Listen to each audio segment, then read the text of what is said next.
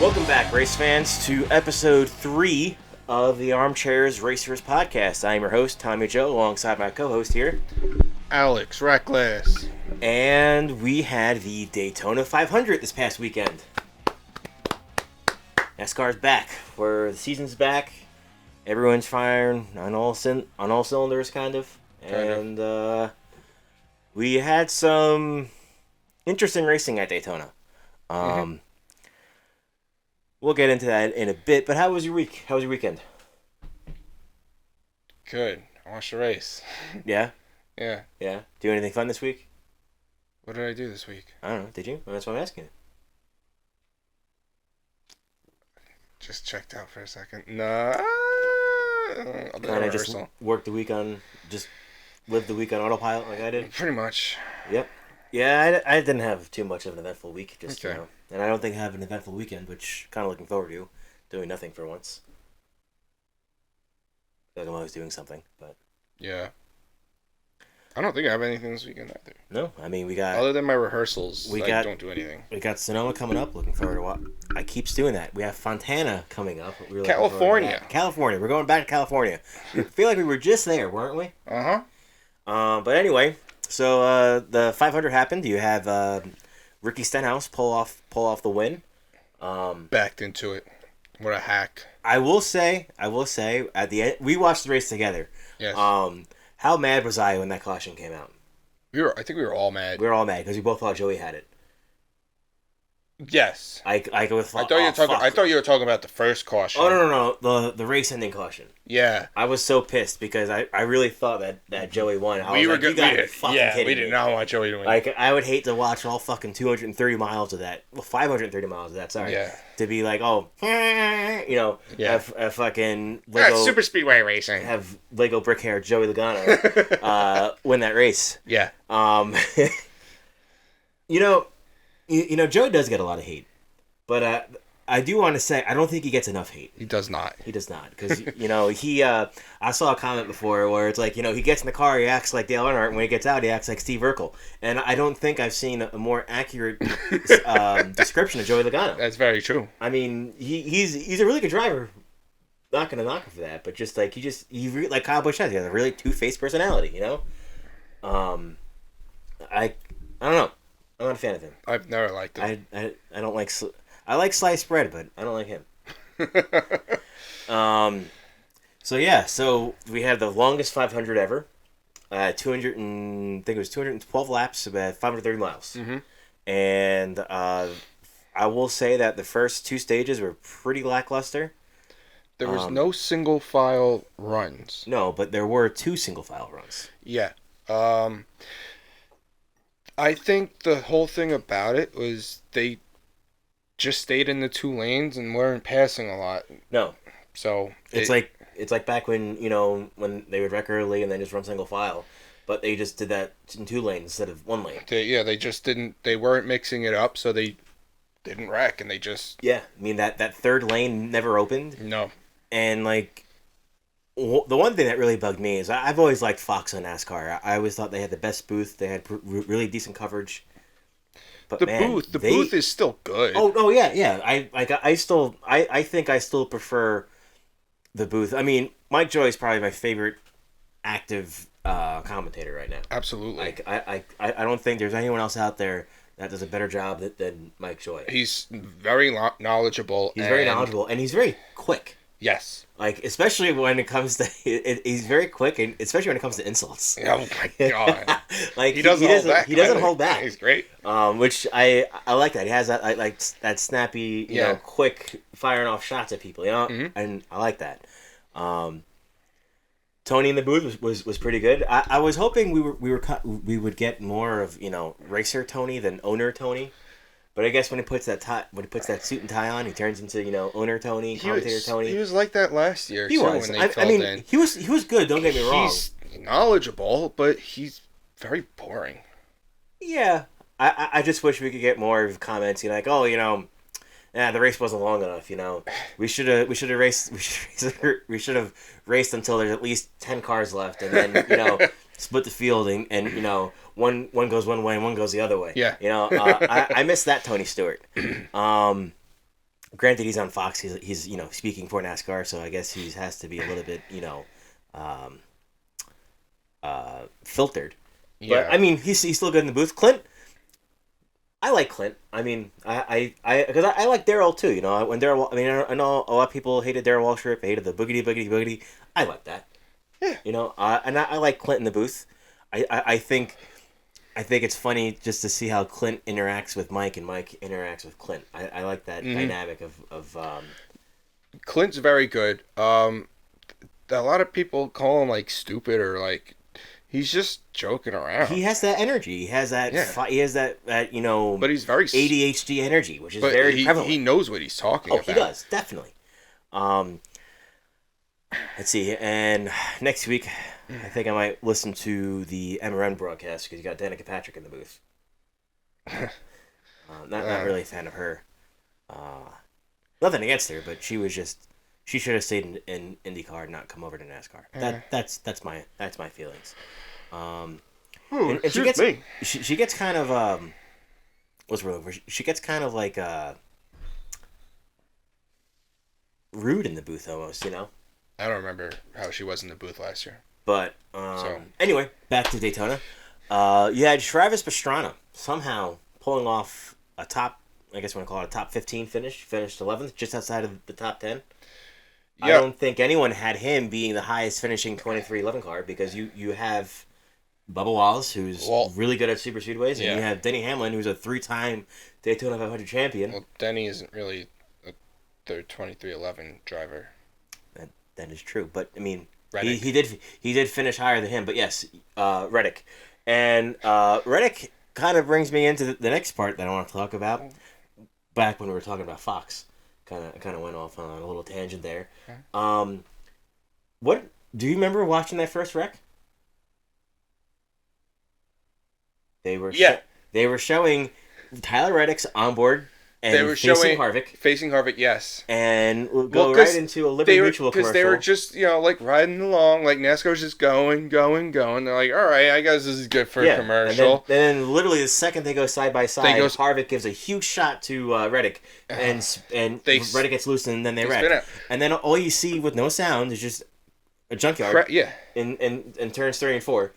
And then we're like, all right, maybe after this commercial, they'll cut back to the race. Sometimes they'll cut back, they'll stay. Yeah. If it's before, like, if he's still talking, like, we'll be right back or whatever. Or sometimes after the first commercial, they will come back. I've even seen them cut mid-commercial and go back. Yeah, but usually it's at least after the commercial. Yeah. Especially if they're side by side, because you could see it going on. And they'll just talk about it. But no, we went through the whole commercial break. A whole commercial break. Yeah. They came back, talked for what, a couple minutes, and then went back to commercial break. Yeah. and there were a lot of commercials in the first 2 stages, and I thought maybe okay, fine, maybe there's not a lot of racing going on. Get these commercials out now, so they could go. Excuse me. They could go the last 20 laps, wide open and not go to commercial. Granted, cautions and stuff. Yeah. But how? How is that acceptable? They said, and they even said when Toyota, they're going like commercial. They said commercial free. Yeah.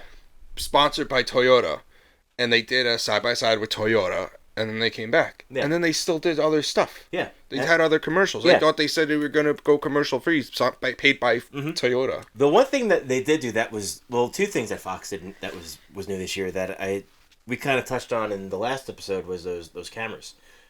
At the Clash they didn't have them, but they showed those new driver eye cameras. Those things are tiny. They're like the thumbnail. They're smaller than my pinky. Yeah, that's pretty. That's pretty. That's crazy and pretty innovative. Yeah, and especially such high quality.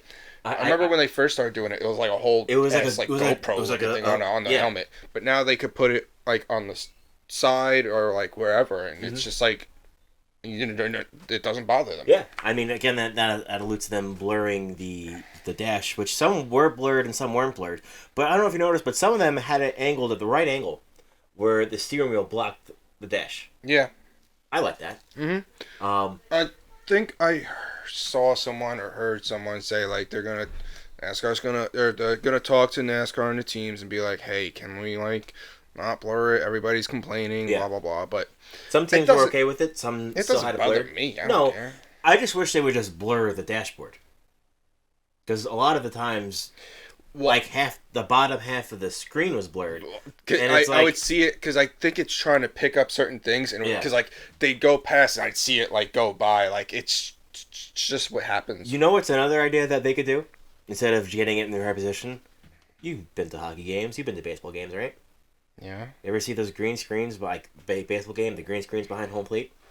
They use those for sponsors. Yeah. You could put any image on that. You mean that they can't come up with a technology that they could just put something over it, like an overlay? Well, I mean, yeah, they do that with the hockey games now. Yeah. But even that's not the cleanest sometimes. Sure, but it'd be better than just being pixelated. You know what I mean? I don't know. What are they gonna put? They could put the sponsor there. I don't know. I mean, and now that this has come out, now you're going to see sponsors plastered all over the dashboard. Yeah, right. Not that they already are. Yeah. But what was the other thing? Oh yeah. So the other thing they did was cool. When you mentioned the Toyota the Toyota when they did the ride with Toyota, it was pretty much Fox Crank It Up, but just Toyota cars. That was cool. And they also did the ad for Wendy's. Noah actually said an ad during the race. I don't know if you caught that. No. But when they went to, because they were first going to go to Noah to do that, and then the caution happened, and they went. They went back to the actual race. But like, I'm all for there being ads on the screen. I just want to hear the race. You know what I mean? Yeah. Like doing stuff like that where you're incorporating the ad into the race. That's cool. Just show me the race. I don't remember this Noah ad. I gotta see if I can pull it up later. But it was pretty neat. It was Wendy's ad.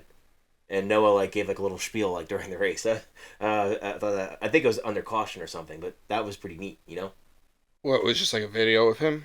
No, it was live during the race. Oh, when they're interviewing him? Yeah. Huh. I don't remember that, but that is cool, I guess. Ooh, something by there. But yeah, I thought that was pretty cool because they had to get creative with sponsorship because yes, it pays the bills. I get that, but there has to be a balance where because if you just saturate everything with commercials and sponsors, they're gonna devalue what it's worth because no one's gonna watch it. Right. You have to find that perfect balance of content and commercials. I saw some comments about Fox's poor coverage, and people are like, "Oh, just make a streaming." First of all, you can stream through NASCAR. I'm pretty sure. Well, no. If you want to stream the races, you have to stream it through your provider, through your TV provider. So it's still the same thing. I don't have cable in my room, so I just stream everything from my phone to my TV. But I would totally be down to pay for a NASCAR streaming service. If I could pay for a service and have, obviously there's going to be commercials, but if there could be less commercials.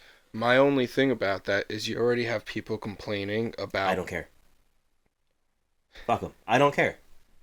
Make it an option. Don't make it no sport can go full streaming. I no way.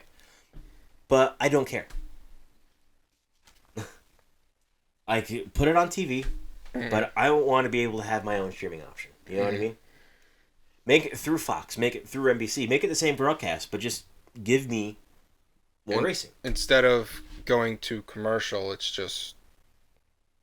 Yeah, because I remember last year, not this year, the year prior, when I streamed the Rolex 24, and when they went to commercial, instead of me seeing a commercial, it was just racing. I saw racing without commentary. Yeah, which I'm cool with that.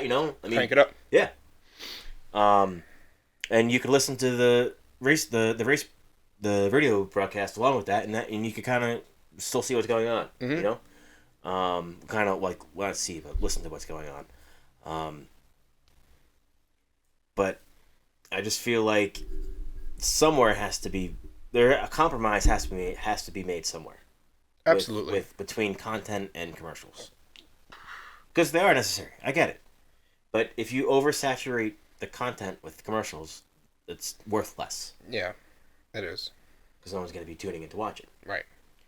Um, let's see, what else can we go in about the 500 here? Jimmy Johnson, he had a really good run. I mean, he was running top 15, top 20 all day. He was cracked the top 10. Yeah. He was always right outside, like the top 5 there. I knew he was going to do pretty. I mean, he did a lot better than I thought. I was worried.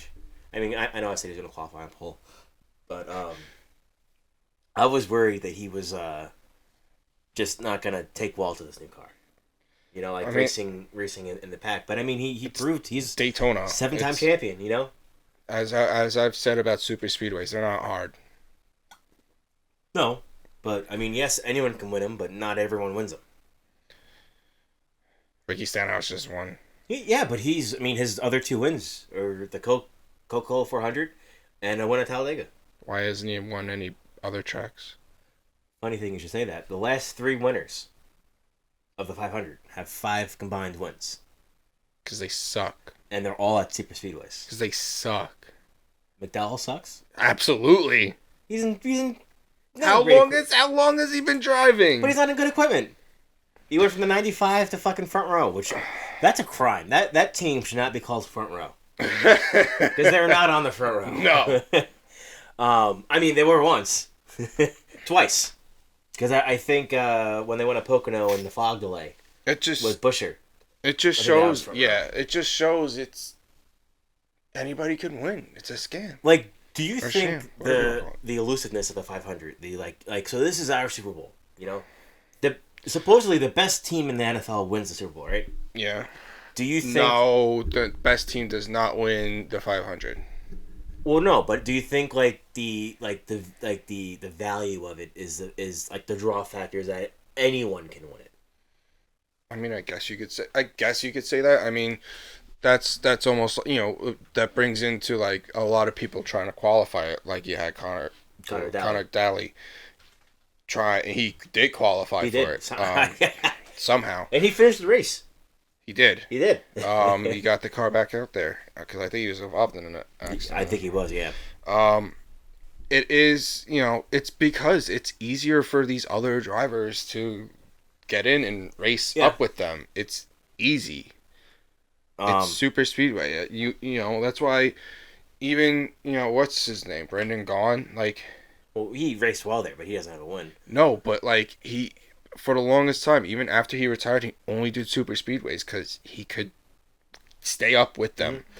Mm-hmm. But he was never really great. It's super speedways are just a free for all. They are. For the most part, they kind of are. But I think that's what makes them so entertaining. That just anyone can win. I mean, yeah, but it's just. I mean, imagine the Daytona 500. The race of that caliber was, the Coke 600. Okay. You kind of have an idea who's gonna win that race. I mean, yeah, but that's because that person is good. They deserve that win. Isn't the whole thing with NASCAR? Not saying this is fact. I mean, not saying this is reality, but the premise of NASCAR is that it's not so much the car, it's the driver. Apparently all the cars are equal. Mm-hmm. Supposedly all the cars are equal. I mean, and it's really the driver that makes a difference and not the team. You know what I mean? That's not the case because that's clearly. I mean, Hendrick Motorsports, Joe Gibbs Racing. I mean, with this new car, we have had almost the most winners in a season. Yeah. So last year, it did prove to level it out a little bit. Oh, it definitely did. But I think that just adds to the elusiveness that anyone can win the 500. You know what I mean? I mean, yeah. Almost anyone, unless your name is Kyle Busch. He'll get it. He almost had it. I don't think I've ever rooted for Kyle Busch to win the 500. So can we talk? So can we talk about then the green white checkers? Yes. That this race being the longest Daytona 500 because of the green white checkers. When Suarez got a flat and spun out, Kyle Busch was going. He was surging with he was 2 Chevys and 2 Fords, right? Yeah, he was with Dylan, I think. Okay, yeah, it was a teammate. It was him and Dylan, and then RFK. It was the four of them. Yeah. Were up front going. That was the racing I wanted to see all race. Right. That we finally got. Yes. You know? I was like, I remember watching like, oh my god, let's go, let's go, let's go. Good. We're coming down to the end. You got two teams, kind of doing a tandem because you can still kind of do that with these cars. And it was getting so good, and I wanted Kyle Busch to win. I want him in that moment. I wanted him to win to piss everybody off. Yeah, Kyle Busch going to RCR, winning in the 8 car. Yeah. Oh, at Daytona. Winning. Oh, yes. But I think on that restart, that could have been. I think they should have done one of two things. They should have lined up behind each other and then ran, or they should have just tried. Dylan should have tried to catch. Bush should have stayed high, and logged up that bottom that top line. If you were going to start side by side, do that because you weren't going to get the run to go around them. I think that's what they wanted to do. But Bush went down. So the idea, I think, because they did it right the first time. So the first green light, the first overtime. Because now Daytona had the choose rule. Yeah, which we talked about this. This could be. This is what it was for. This is exactly what happened. And so we thought, they should just stay together, choose and stay together and go. But they didn't. And the first time, it worked. They logged up. The leader logged up. Yeah. The line that they were in, or they went, and whoever leader was on the inside went. The person on the outside slowed up a little bit, backed up the outside line, and then went with the leader, got in front of them, teams got together, outside line, not good, no run. The second or third, there's 3 green light checkers, right? There's a bunch. Well, the last one, they went to do that, and Joey was second in line on the outside, and I watched him. He was pushing. He was on that bumper. He read it, and he knew what they were doing, and he soiled it. He spoiled their party. Soiled it. Because I remember seeing he had nobody behind him. He was on that bumper. Yeah. He knew, he read it, and he beat them in their game. And I think on that last restart, they should have gone together to just be ready to go. They either should have gone together or just throttled both lanes. Yeah. If you're gonna do what they did, they should have both started on the inside. Yeah, because again, like Joey read it, he knew it was going. Yeah. You can't keep fooling them like that. No. So I mean, the choose rule, like I guess I don't know. It worked into it because they were able to choose to be the 2 starting and but it just didn't work out in the end, and then. And then I believe it was I forgot who gave Dylan the push that caused that second green light that caused the other caution that took out Dylan. I don't remember the second crash. I want to say it was a Hendrick driver that did it. I don't remember. Someone gave Dylan a push. Uh-huh. Was it 24 up there? It might have been 24. Yeah, I think it was the 24. He gave Dylan a push. He was on his bumper, just like fucking ramming him, and he got loose, and that caused the wreck, and that's what ultimately led Kyle Busch to lose. Yeah. And then, did you see the video that Ricky Stenhouse put out? No. With him and Kyle Larson from Talladega Nights. No. So it was when Kyle pushed Ricky to the lead. And it was the shake and bake from the last race in Talladega Nights. Okay. Like, come on, shake and bake. and he's like, I'm sorry, Mr. Janet, but Ricky Bobby's my friend, and I'm going to go help him. And it was that. Oh, that's funny. Okay. That is funny. I thought that was pretty funny. Yeah. Hard fucking luck for Kyle Larson. I mean, he was up there at the end, but he just has the worst luck at super speedway races. Mm-hmm. Either he gets caught up in himself, or something stupid like that happens. Like I remember I think it was 2021 when he won the championship and he was at Talladega, and it was either the first race or it was a playoff race. I forgot which one it was. Mm-hmm. But he goes out he goes out there in the beginning of the race, and someone on the team forgot to take one of the covers off, and the car is overheated. Cover? Yeah, like one of the covers on like the grill. I think it was the one like on top, and the car just overheated. That's ridiculous. Like, how do you do that? You know, like, like he just has the worst luck when it comes to super speedway racing. I mean, I think Kyle Larson will eventually get better. I mean, I would say competitive wise, this was his best 500 ever. I mean, he was up there. He was doing a lot in the duels.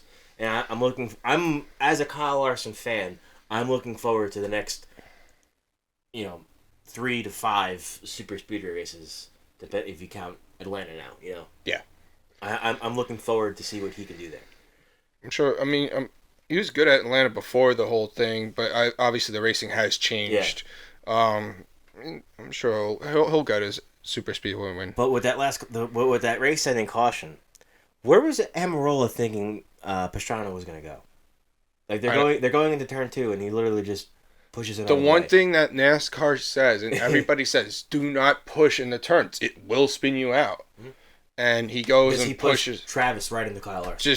Just fucking. You just drove right through him. Yeah. Like, where were you gonna go? And that spun Travis right out. He's a new driver. He's not gonna be able to handle the car, and he got loose, and it took everybody out. Took everyone out. Yeah, that was not a smart move by Almirola at all. So, what's your opinion on green white checkers in overtime? I like them. I mean, do you think? I think that given if the caution comes out on the final lap, I mean, if the caution comes out on the white flag, if it's a far away enough distance from the start finish line, make it a predetermined distance. Race back to the line. Okay. Or someone commented about this, and what I have to say is, if we get a wreck in the back, say it's in turn 2, yeah. Right? Far away, they could finish, blah blah blah. But say you have a wreck like Ryan Newman's wreck at the end of the last 2 years ago. 3 years ago. 3 years ago, and you don't know what happens to these drivers. You need safety personnel out there right away, and they cannot get out there until the field is stopped. You need to throw that caution. True, but what's going to get the cars off the track faster? Because they're still going to slow down to get to the start-finish line, or they could race back to the line. It's still a live track. But also, like with they'll be still slowed down before that. But that was in the front stretch. A wreck like that, obviously, that would be it. That could happen in the back stretch though, or in turn 2. It could happen anywhere. Yeah, but like, or they either have to come up. They have to come up with a line to race to, or either come up with a line to race to, or come up with a zone. Like, okay, this area, if it happens like 180 from the start finish line, at specific tracks like Daytona, like obviously in Martinsville, I mean, there's really no safe place because the leaders are just going to be like right back there, like at Bristol. But like at Daytona, you know what I mean?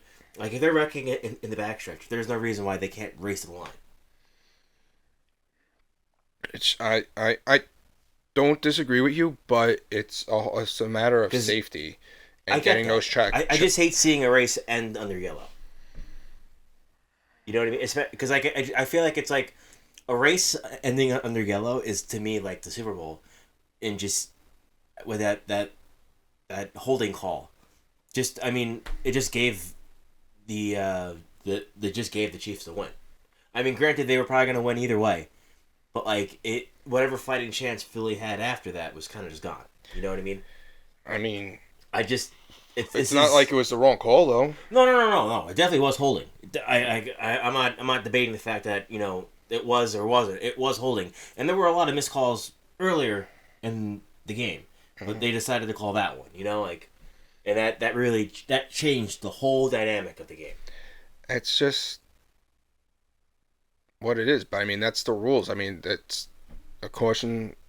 A wreck happens and a caution gets called, and it's just clearly based off of safety, and I don't disagree with the rules. I think it's purely for safety, and that's what we need.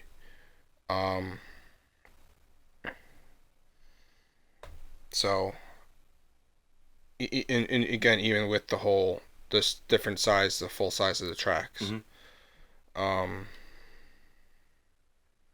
How did your Yeah, that's what I was just getting into. So how did your driver finish? Who you picked? So I picked Suarez Blaney. still finished 7th. Look at that. Even after he Oh, caused wow. that first caution. Oh, so that's another thing. A single car spin, aside from Suarez, that specific, like if there's a single car spin and the car can get back going, there's no caution.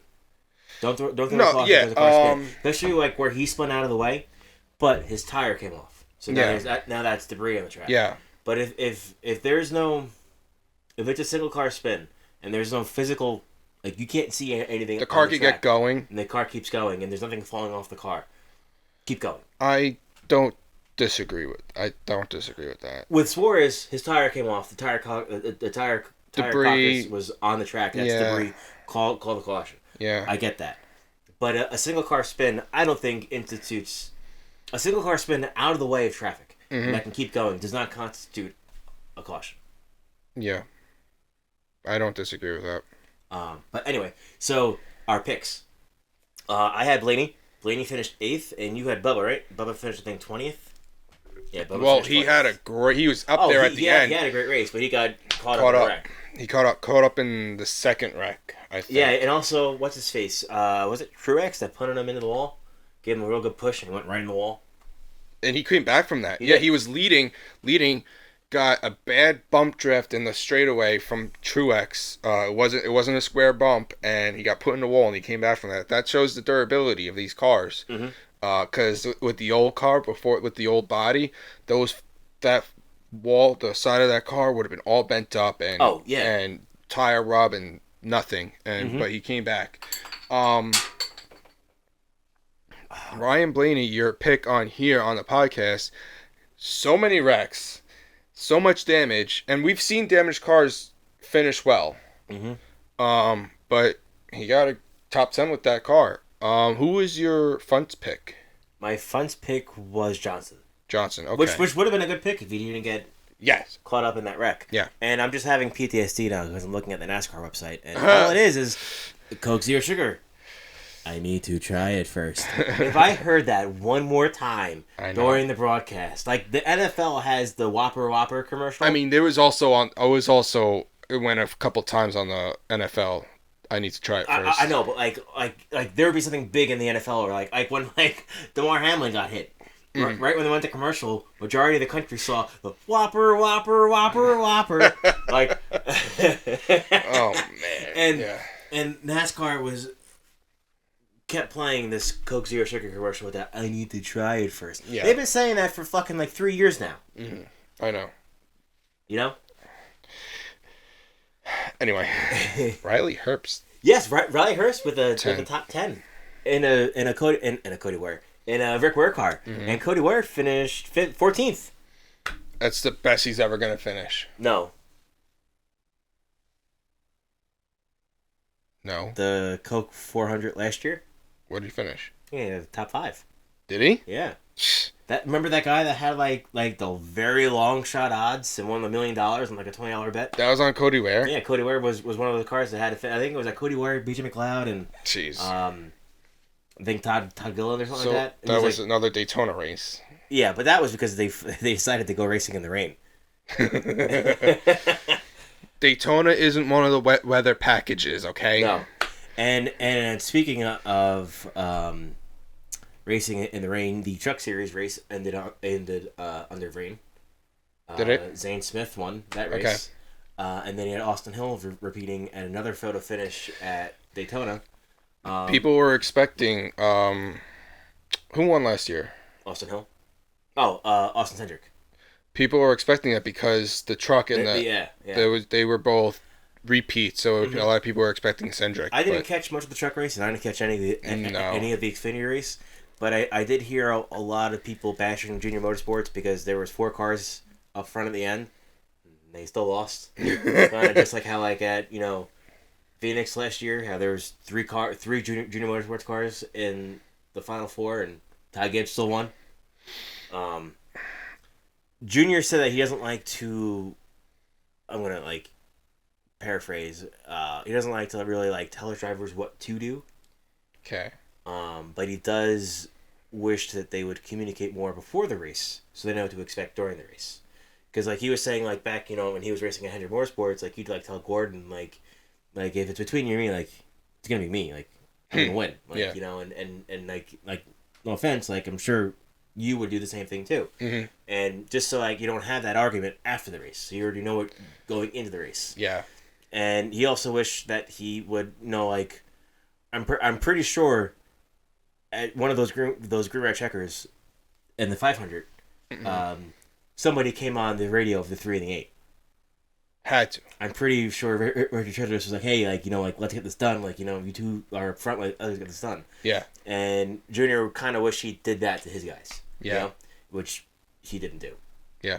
Not that he feels like it would change the outcome, but like maybe would like get him that thing. Like, hey, like we're in a good position. Sometimes if he's really like that, sometimes he's got to be that leader because he's got kids that are driving for him. Yeah. So he should be that leader. So that they to give them that direction and let them understand this is how you win. Oh,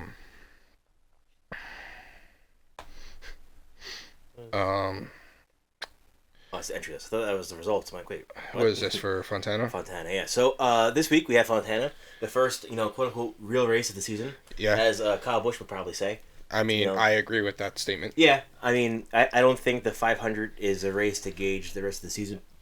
I mean, Fontana's kind of, I really feel like after the West Coast swing, once you get to Texas, that's when you really, the cookie cutter. Well, that's when you really get to see who's who, like who's going to be hot this year. Yeah, true. I mean, Phoenix, you could kind of gauge. Mm-hmm.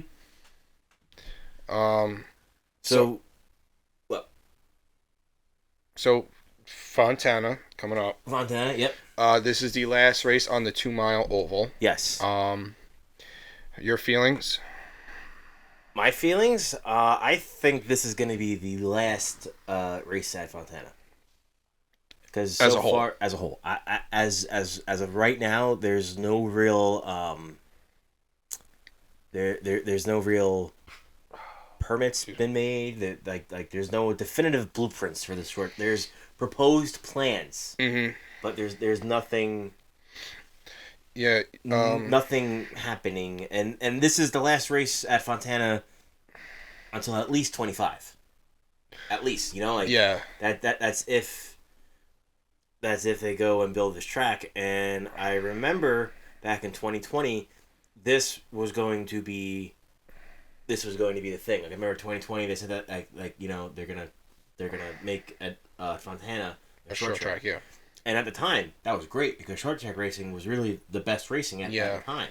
Now, short track racing is probably the worst package we have right now. Well, we have to see because there's been talks to try and fix it. Yeah, I mean, I don't want to shoot down just yet, but I as far as what we saw last year, the short track package suffered immensely. Really, just the first race though at Martinsville. Richmond, I've never been a fan of Richmond. Richmond used to be a good track, but I mean, this next gen car didn't help it.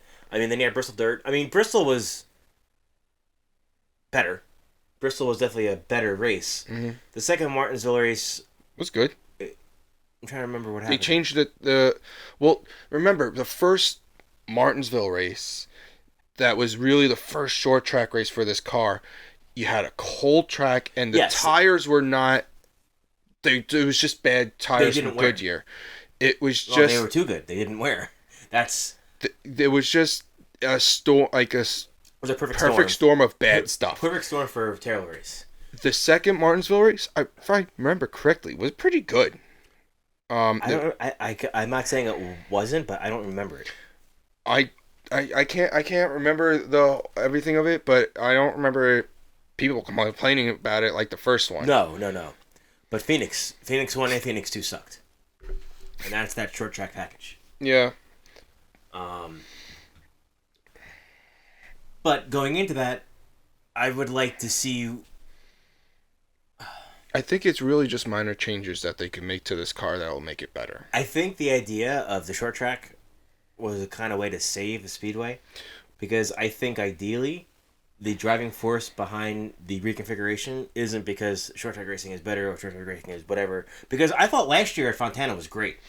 I thought like, wow, this is like a really Well, this car was made for that type of track. this was like a really good track. You know, Yeah. like that was a really good race. You know, and Jeff Gluck reported that some SBJ, I don't know what that is. Story reports that NASCAR has retained 89 acres of the Fontana site after the land sale.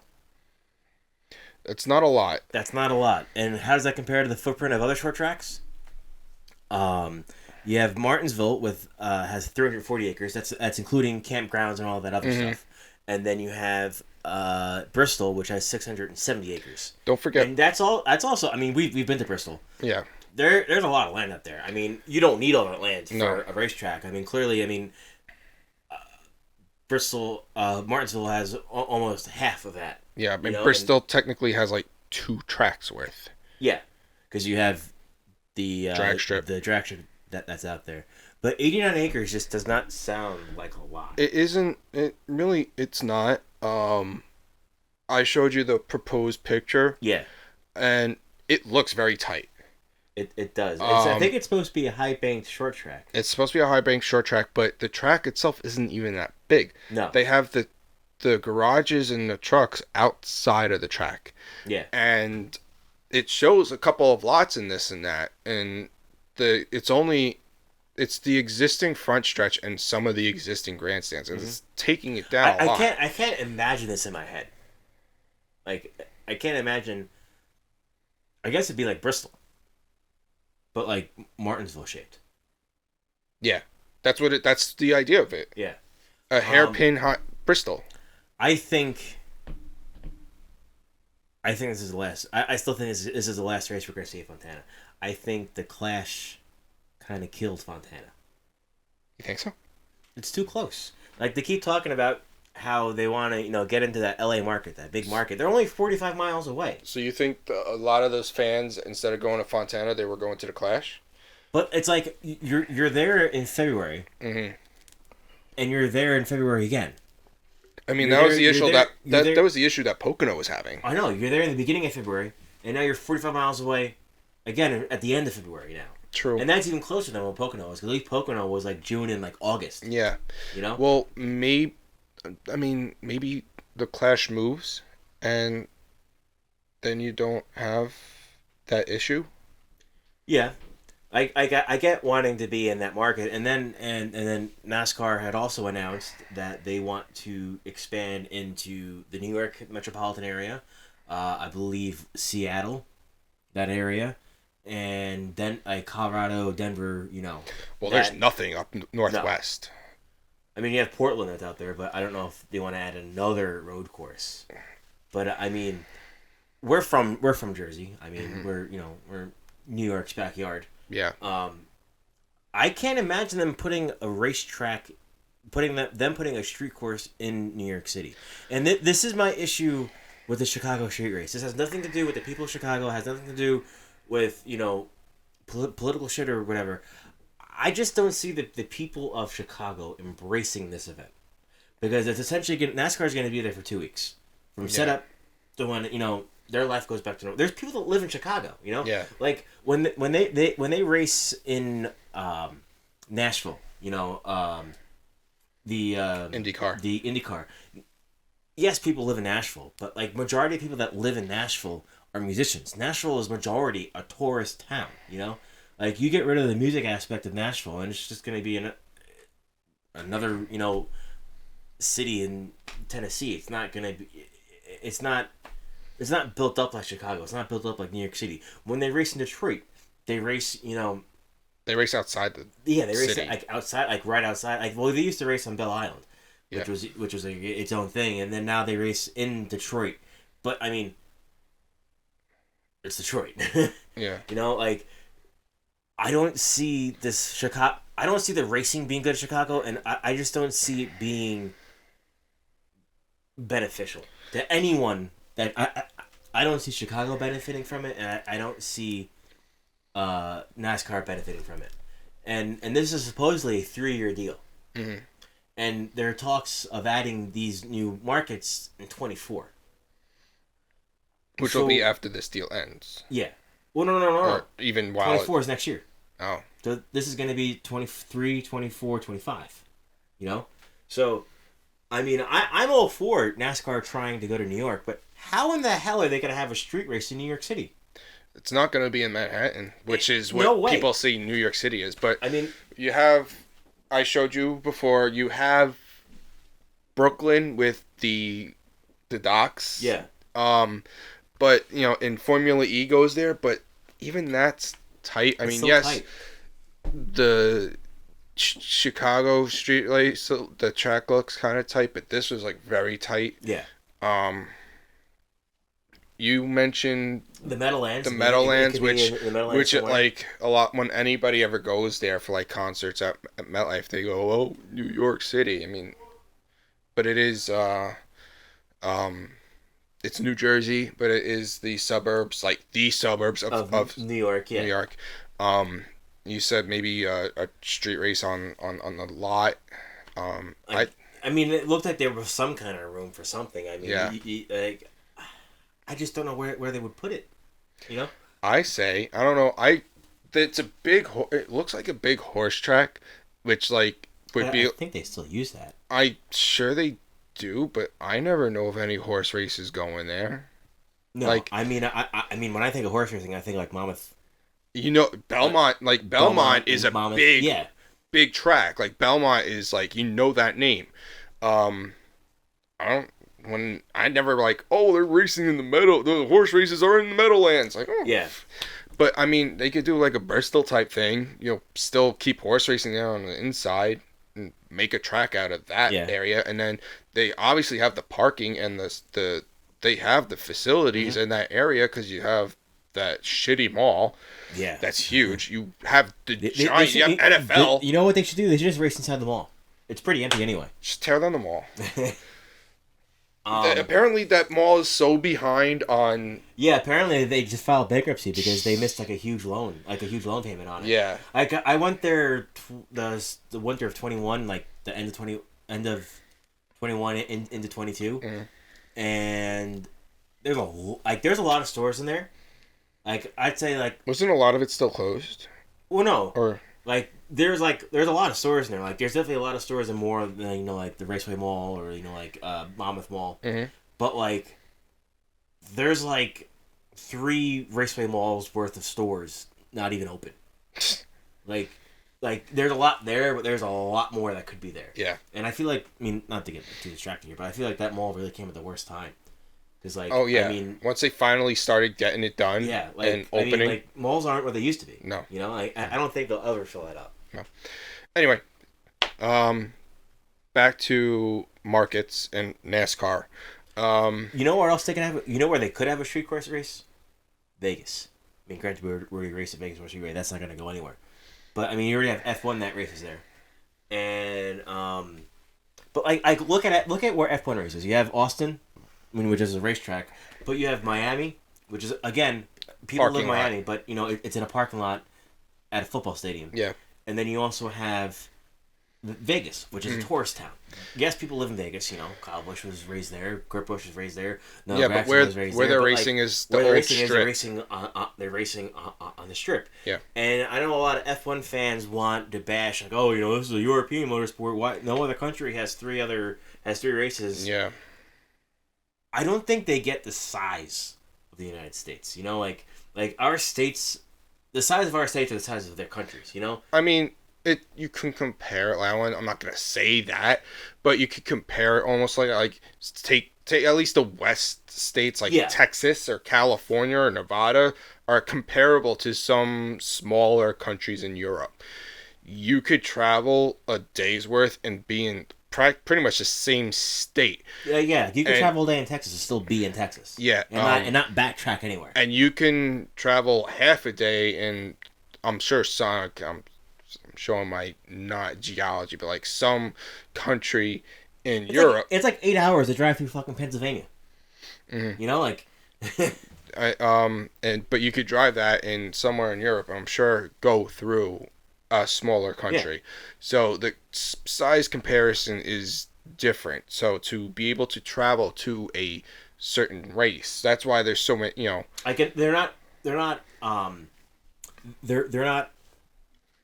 robbing one market from another. No. You have the Southeast. You have Miami. Yeah. You have the South. You have Texas. Mm-hmm. And you have the West. You have the West Coast. You have Vegas. Yes. And I'm sure if these 3 races are good numbers for them, I would not be surprised to see a 4th race in the Northeast somewhere.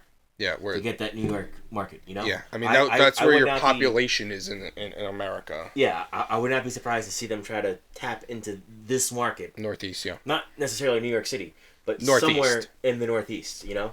Maybe... you got Boston, Massachusetts. You got Lime Rock, you got... I mean, I don't know about an F1 worthy track, but I'm sure that... Maybe Watkins Glen. I'm sure that... Yeah, you have Watkins Glen. I'm sure they used to race there. I mean, there's some Canada tracks. Yeah. Where are we going with this?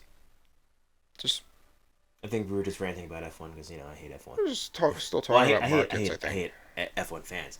But, like, with Vegas, and so if Fontana goes away, so Fontana's going away, do you think this will go back to California race number 2? If they do that, I would like to see them go to Sonoma.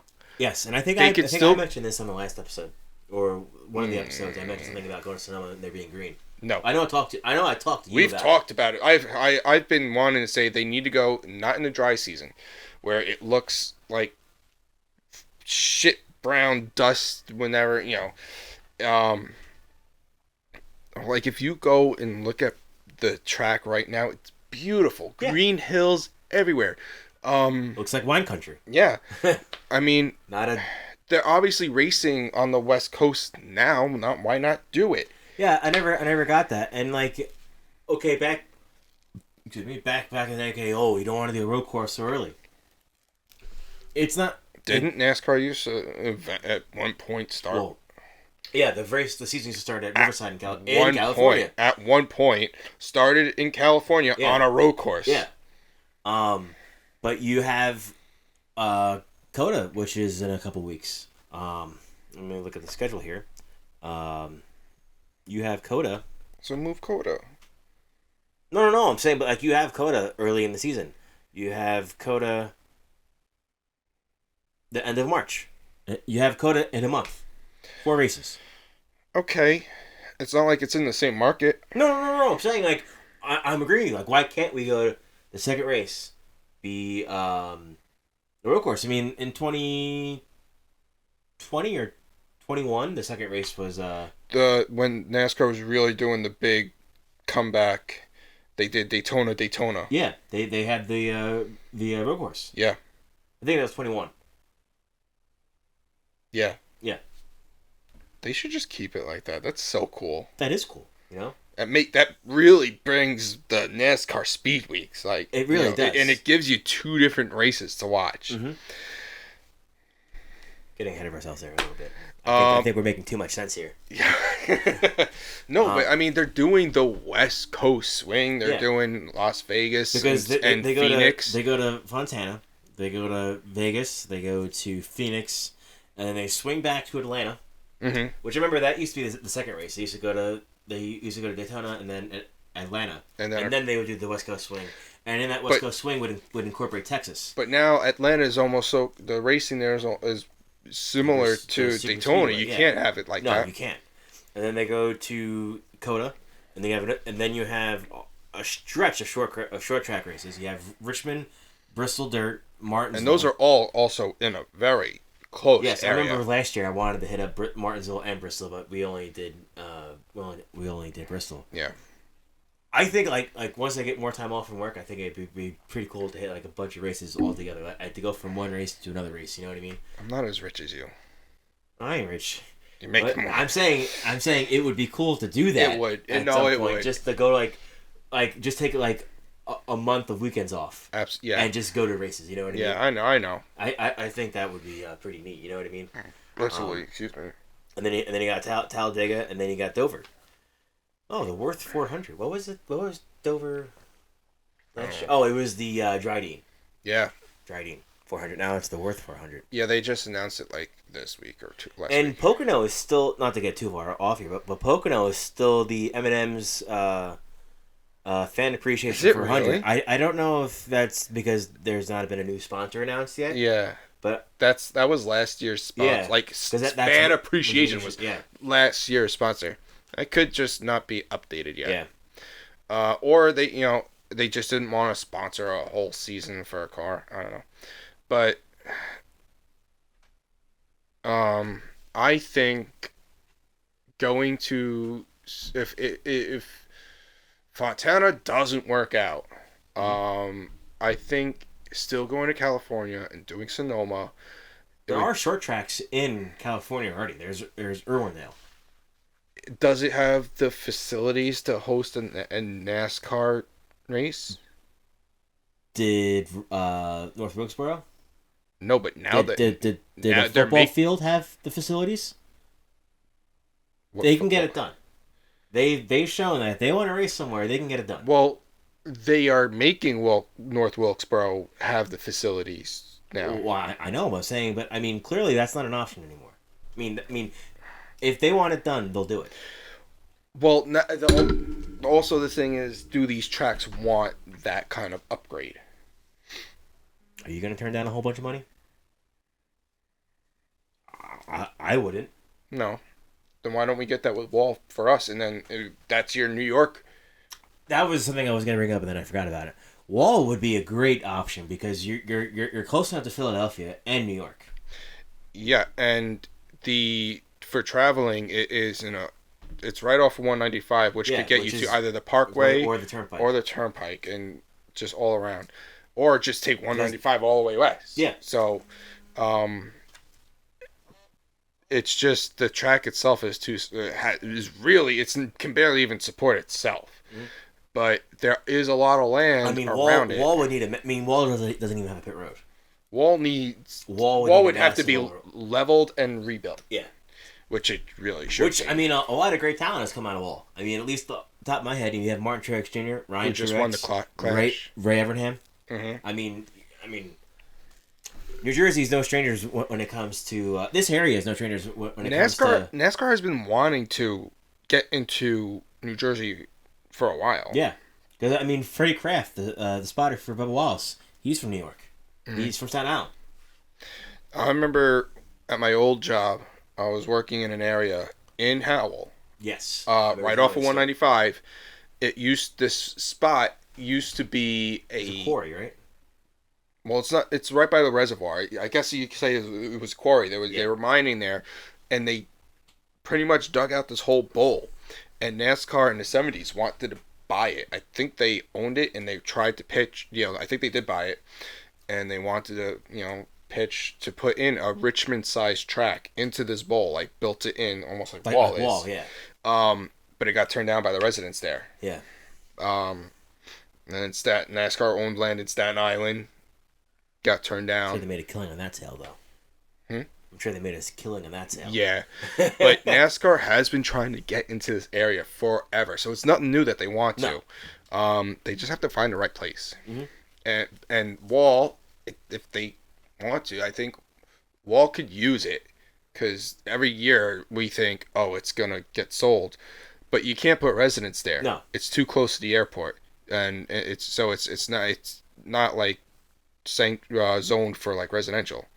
Not exactly a New York area racetrack, but there is a racetrack in New Jersey that I think could be turned into a NASCAR ready racetrack. It just needs grandstands. Yes.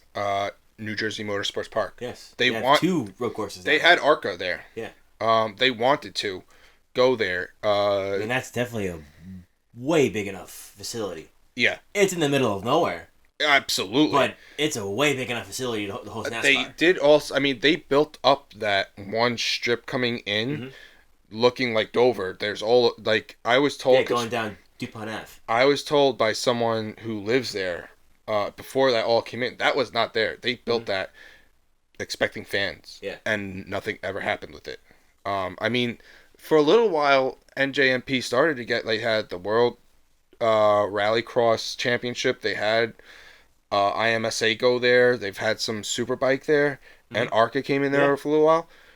And then they kind of just became a club track. Yeah. It which died down. Is fine. But I mean, but it was starting to get some big races and whatnot, but it just never panned out.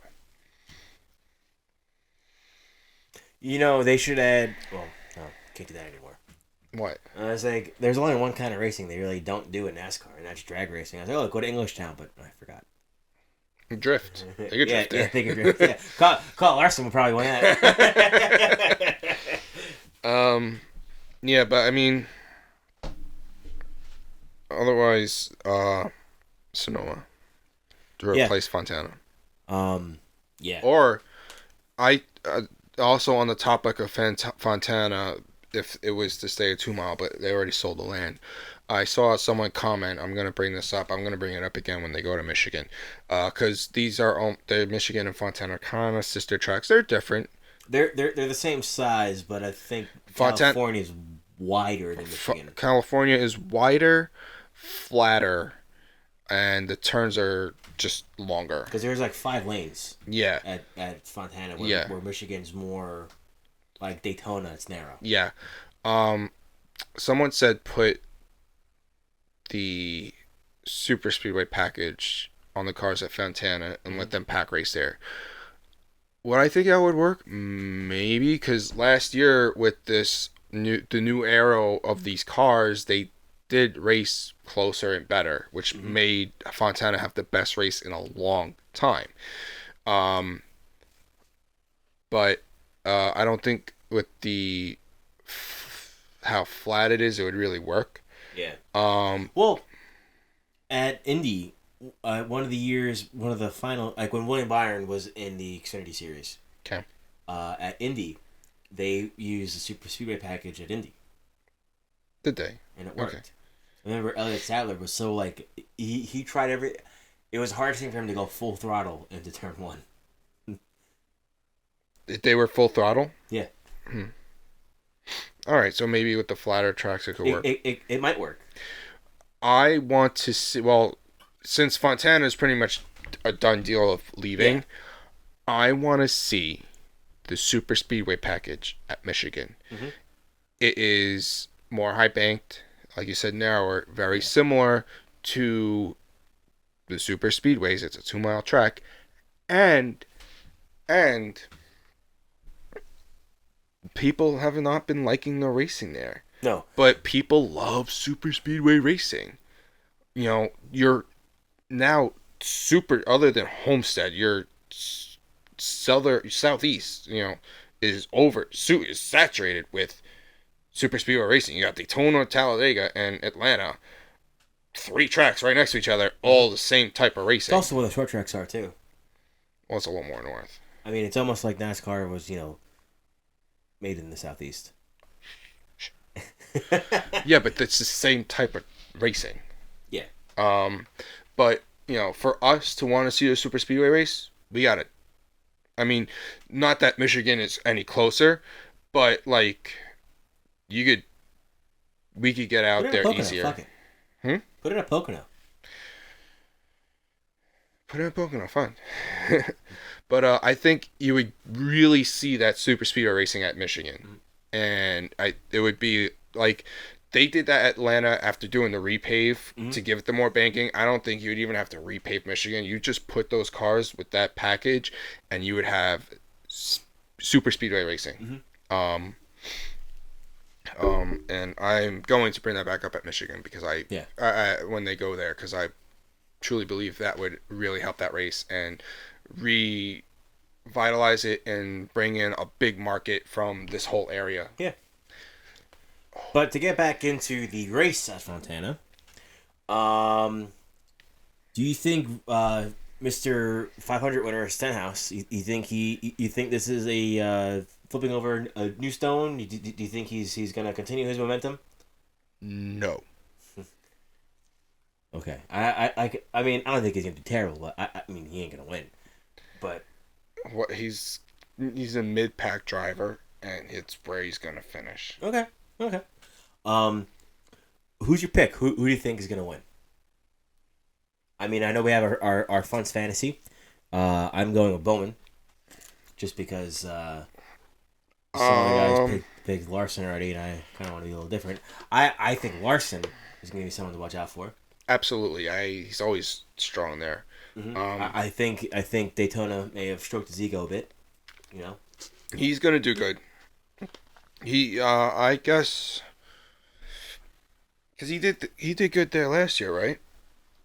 I mean, he finished first, so I'd say so. Okay. I figured he did well. I believe he. So hold on. I believe he won there last year. Let me see. I don't want to be. He's won there before. He has. I don't want to be a liar. Did you get that one? Yeah, that was a good one. I wonder if the mics picked it up. Auto Club. It's Fontana. It's so many. That's That is Auto Club.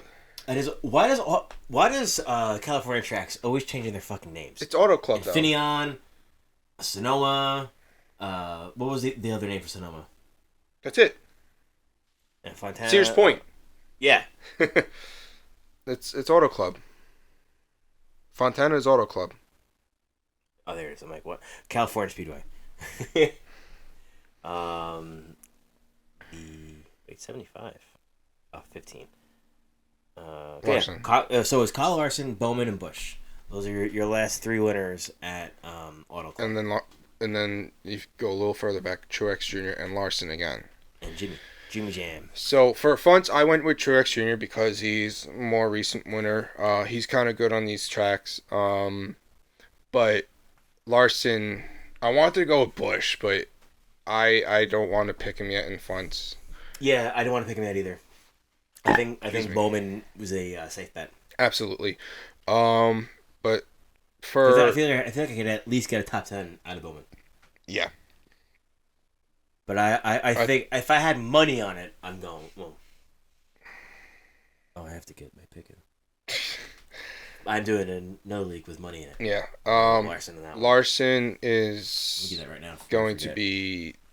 I'm gonna say Larson's probably gonna win, if not definitely a top 5. But I think Truex Jr. is gonna show a lot of muscle at this track this year. Yeah, I think so. As far as the season goes, I think there's a couple drivers that are gonna shine more than others. I think Truex is gonna be on a warpath. Not necessarily a warpath, but I think he's gonna be a bit more aggressive because I don't think he's happy with last year. No, not at all. Kevin Harvick is another one to watch out for because he has he started picking up momentum at the end in the playoff season. It's his last year, and Stuart Haas has even posted the NFG tour, like the no fucks given tour, like and he said that if there's differences, he's gonna settle them, I think Harvick is gonna be one. He might make more bonehead moves. Like, not that he's ever known for that, but he's. Is he? Sometimes. Sorry. I mean, Bristol 21 comes to mind. Chase Elliott. They're racing hard. Short track racing. Yeah, it's just short track racing. But anyway, I expect to see his retaliation at the Roval. Yeah. That was bonehead. I think we're going to see that young, fiery Kevin Harvick. Okay. And Kyle Busch.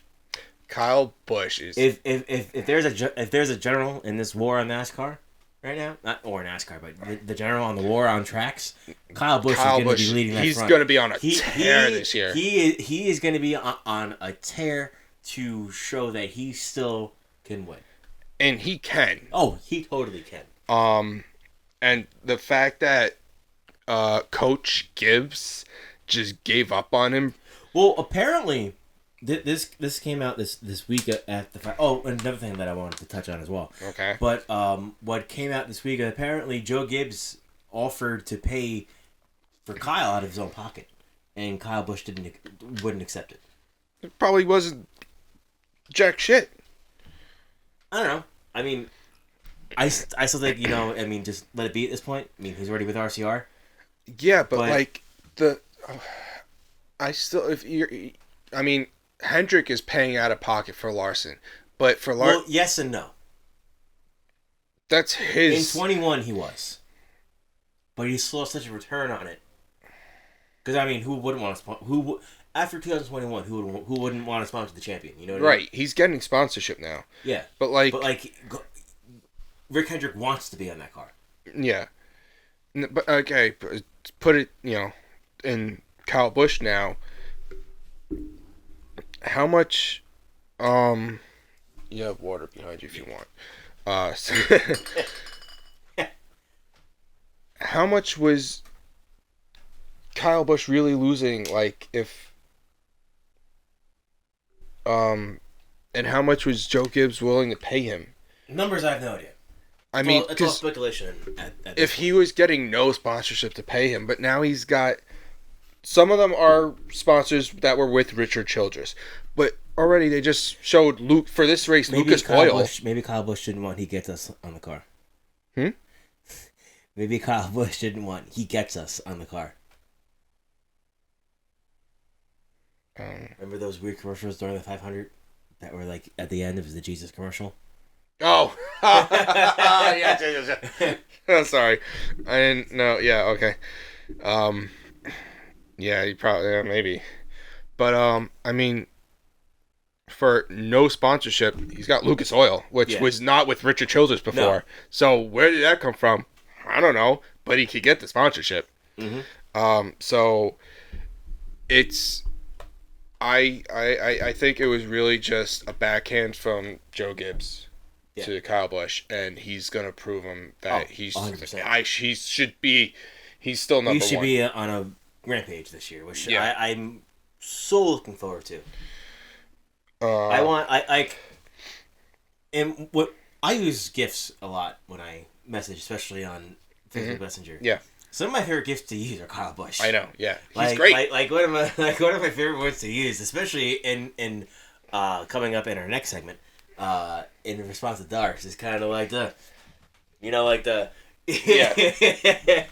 I love using that one. Like, okay. Yeah, it's or the one where after he won at Chicagoland, Kyle Busch, he's like, not Kyle Busch, Kyle Larson, he's like, yeah, because I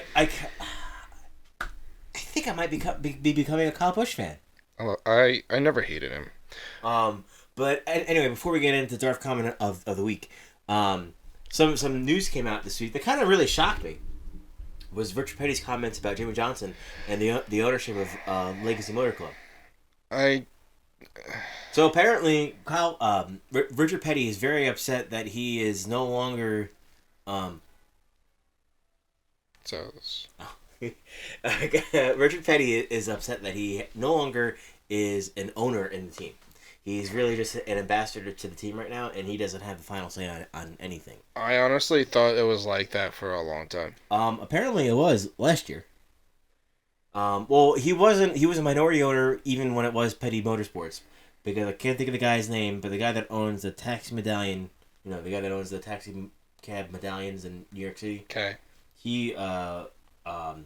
He was majority owner of RPM. Maybe that's why NASCAR wants to go there. Maybe. I don't think he's involved in it anymore. I'm not sure. But when Petty GMS happened, Maury Gallagher became majority owner of Petty Motorsports, and Richard Petty was kind of then really an ambassador to the team. And then Jimmy came in, and he really bought into Maury Gallagher's stake. Yeah. He's minority owner right now, but now they're expecting within 4 to 5 years for him to be majority owner of the team. Jimmy, yeah.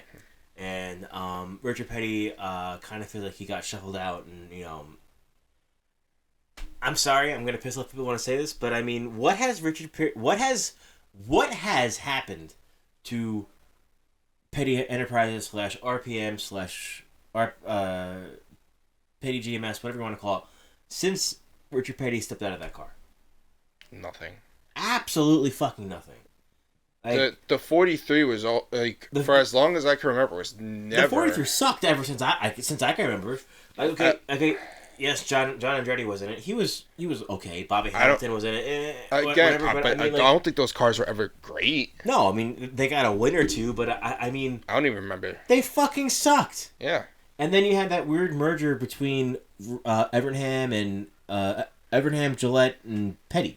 I remember that. And then that kind of dissolved Petty Enterprises, and then that turned into Richard Petty Motorsports. Yes, that's right. But it's like... It still was just never... No, it was never a good team. never a high caliber team. And whatever, again, with Petty, whenever competition really, like, ramped up in the Cup Series, he was nothing. No. I mean, he was still the king. But, I mean, it was... As far as, like, he wasn't a threat on the track. It's just a show. I mean... Yeah. Just to have the 43 and to have him there. I never thought of them as a competitive team. And it was just, oh, yeah. The 43. The 43 is still there, you know? Like, yep. I just... It's an ambassador. He's an ambassador. He is. Nothing against Richard Petty. No. Nothing against him. But it's like... Everything against him. He's not... He did good when it wasn't hard to be good. He's not clearly he's not a great... agree. But he's not a good owner. No. He's... Richard Petty Enterprises... Petty Enterprises, RPM, has 7 championships from him. And nothing else after that. But it wasn't... apparently... And maybe has what? Maybe a handful of wins after he retired? Yeah. It's... I don't think he's 85. Like, what's he gonna? What decisions are he? What decisions is he gonna make? Exactly. Like, what is he gonna know about this car? Right. You know what I mean? I mean, he's 85, dude. Just enjoy the rest apparently, of your life. the people that Johnson brought in are marketing. What marketing is Richard Petty gonna do other than like what the fuck is Richard Petty gonna do with social media? Yeah. Like that was the other thing. So when Johnson bought in, Johnson. My water. Your water? Mm. Johnson kind of he's handling the marketing side, so like sponsorships, social media, that side. That's what he's handling of. Like, what does CFC. Petty want to bring Cheerios back in? Yeah, right. That's what I grew up as the 43, yeah, and like Cheerios and Betty Crocker. Yeah, and again at that time I didn't think they were serious. You know. No. So. No. I think those comments, and the funny thing is, like, Jimmy Johnson found out about that through the article. And he was kind of like taken back, like, I didn't know he felt that way. But at the end of the day, Petty, just hang it up. Which is why I don't think he's really holds anything against Johnson. I don't think he does either. I think that it was just twisted in the article. But I think those never took those articles serious at all. No. I never even read them. I just saw the headlines and I'm like, it's probably just clickbait shit. Because like there's Sportsnot and essentially Essential Sports. Which I've never... They're terrible. I always see them get shared, and it's always like the most clickbait art, like the clickbait title you could ever think of. Mm. And then like you look at the meat of the article, and it's literally nothing. So I wasn't even going to bring this up. You brought this up, and now it's been brought up on other podcasts. So okay, we should bring it up. Well, I think it is what it is. I would say that. I mean, that would kind of. I mean, if Petty really does feel that way, that would make. I could make that the Darth comment of the week.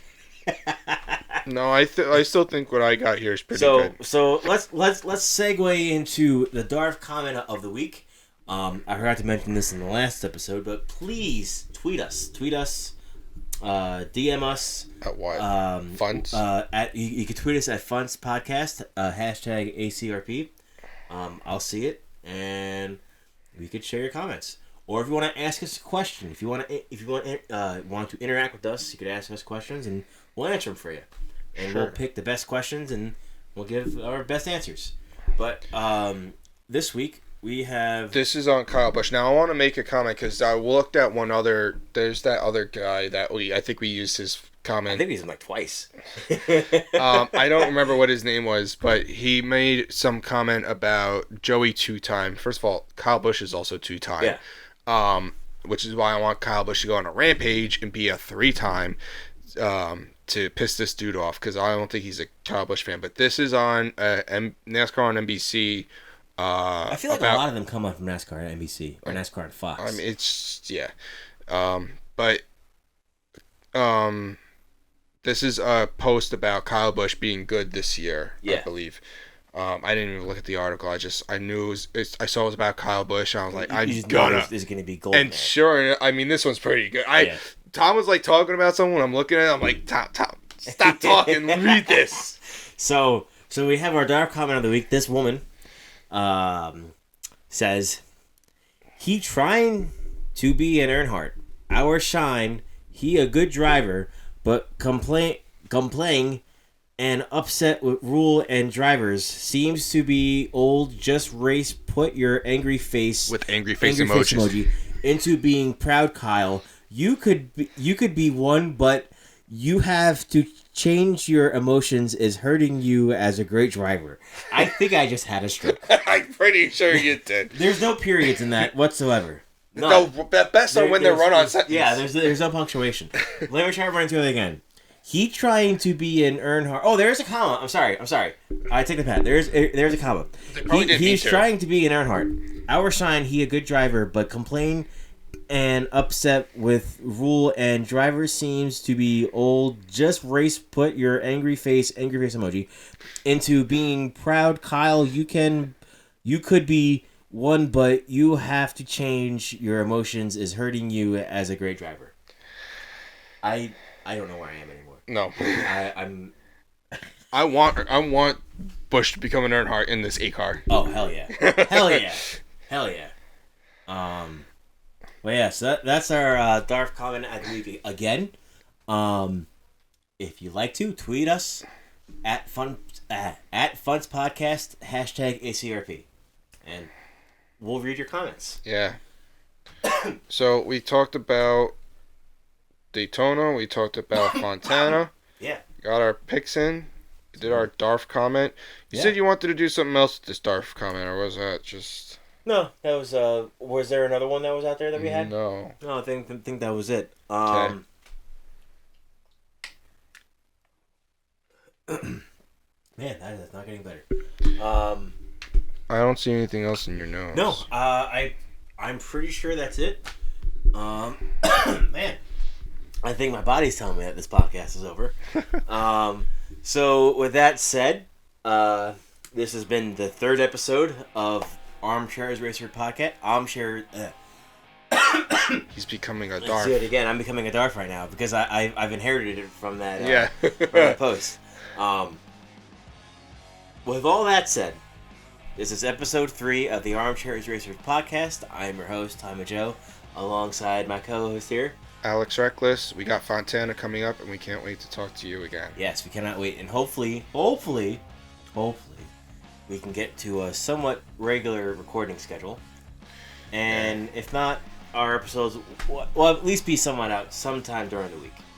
Hopefully, we want to be at Wednesday, but we'll get it out there sometime. Yeah. Rock and roll. Rock and roll.